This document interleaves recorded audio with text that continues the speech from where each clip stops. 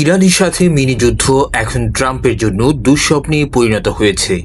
ইরানের সঙ্গে দীর্ঘায়িত সংঘাত নিয়ে ভেতরে ভেতরে ক্ষুব্ধ ও বিরক্ত হয়ে উঠেছেন ডোনাল্ড ট্রাম্প, জানিয়েছে দ্য আটলান্টিক। যে যুদ্ধকে শুরুতে তিনি ছোট্ট অভিযান বলে দেখেছিলেন, সেটি এখন ওয়াশিংটনের জন্য রাজনৈতিক ও সামরিক চাপের নতুন কেন্দ্রবিন্দুতে পরিণত হয়েছে।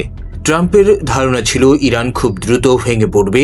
তার বিশ্বাস ছিল কয়েকদিনের মধ্যেই তেহরানের নেতৃত্ব দুর্বল হয়ে পড়বে এবং দেশটি আরেকটি ভেনেজুয়েলার মতো অস্থিতিশীল অবস্থায় চলে যাবে।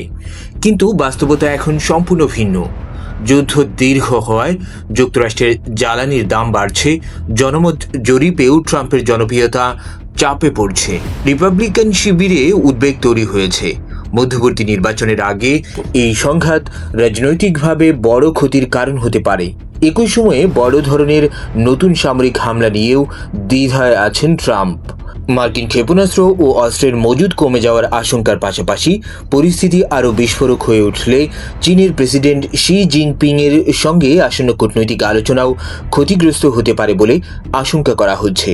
ট্রাম্প প্রকাশ্যে যুদ্ধকে মিনি যুদ্ধ বলে ছোট করে দেখালেও তার ঘনিষ্ঠ উপদেষ্টাদের ভাষ্য অনুযায়ী তিনি এখন দ্রুত এই অধ্যায়ের সমাপ্তি চান। এমনকি কোনো আনুষ্ঠানিক চুক্তি ছাড়াই বিজয় ঘোষণা করে সংঘাত থেকে সরে যাওয়ার বিকল্পও বিবেচনায় রয়েছে বলে জানা গেছে।